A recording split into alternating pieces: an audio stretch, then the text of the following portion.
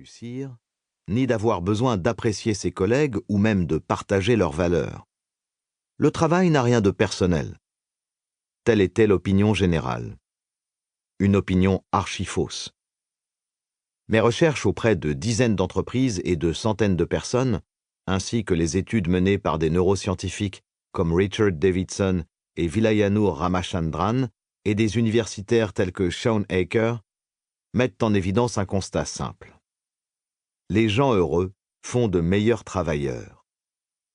Ceux qui sont impliqués dans leur poste et auprès de leurs collègues travaillent plus dur et plus intelligemment. Pourtant, un nombre alarmant de salariés ne sont pas engagés au travail. Selon un rapport Gallup de 2013 qui donne à réfléchir, 30% seulement des travailleurs américains seraient engagés. Cela fait écho à ce que j'ai constaté dans mes travaux. Peu de gens sont réellement attachés émotionnellement et intellectuellement à leur entreprise. Nombreux sont ceux qui se fichent éperdument de ce qui se passe autour d'eux. Ils estiment avoir fait le plus dur dès le mercredi, puis ne travaillent que pour arriver au vendredi. Et il y a l'autre extrémité de la courbe en cloche. Près d'un salarié sur 5 est activement désengagé, toujours selon le rapport Gallup. Ces individus sabotent les projets, poignardent leurs collègues dans le dos et causent en général de gros dégâts dans leur environnement de travail. Le rapport Gallup indique également que l'engagement des employés est demeuré largement constant au fil des années, malgré les aléas de l'économie. De quoi donner le frisson, nous ne sommes pas impliqués dans notre travail, et cela ne date pas d'hier. Il n'est pas très drôle de travailler avec des personnes désengagées et malheureuses. Elles n'apportent pas beaucoup de valeur ajoutée et ont un impact profondément négatif sur nos entreprises et sur notre économie. C'est encore pire quand les leaders sont désengagés, car leur attitude est contagieuse. Leurs émotions et leur état d'esprit affectent énormément l'humeur et la performance des autres salariés.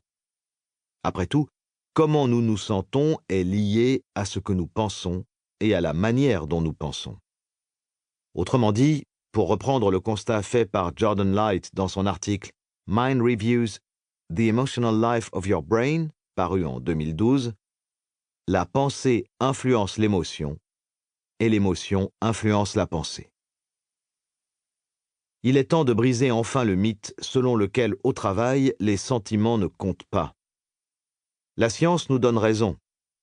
Comme l'a bien montré Daniel Goleman dans son ouvrage « Surmonter les émotions destructrices » paru en 2008, il existe des liens neurologiques clairs entre les sentiments, les pensées et les actions. Lorsque nous sommes en proie à de fortes émotions négatives, c'est comme si nous avions des œillères. Nous nous concentrons principalement, parfois uniquement, sur la source de la douleur. Nous ne traitons pas aussi bien les informations, nous ne pensons pas de manière créative et nous ne prenons pas de bonnes décisions.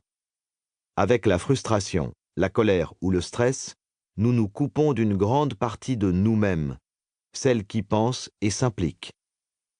Le désengagement est une réaction psychologique et neurologique naturelle aux émotions négatives envahissantes. Mais ce n'est pas seulement des émotions négatives dont nous devons nous méfier. Des émotions positives extrêmement fortes peuvent avoir le même effet. Un certain nombre d'études, comme l'article « 4 Ways Happiness Can Hurt You » de June Gruber, montrent que trop de bonheur peut vous rendre moins créatif et enclin à adopter des comportements plus risqués. Pensez à quel point nous pouvons agir de façon stupide quand nous tombons amoureux. En ce qui concerne le travail, j'ai vu des groupes d'individus se mettre dans tous leurs états lors de congrès commerciaux ou de séminaires d'entreprise.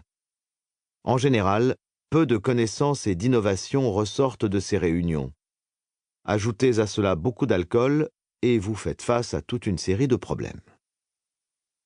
Si l'on part du principe que nos états émotionnels au travail sont importants, que pouvons-nous faire pour accroître l'engagement et améliorer les performances?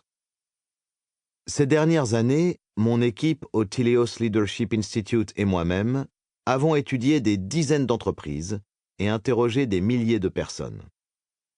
Nos premières conclusions concernant les liens entre les sentiments des individus et l'engagement sont tout à fait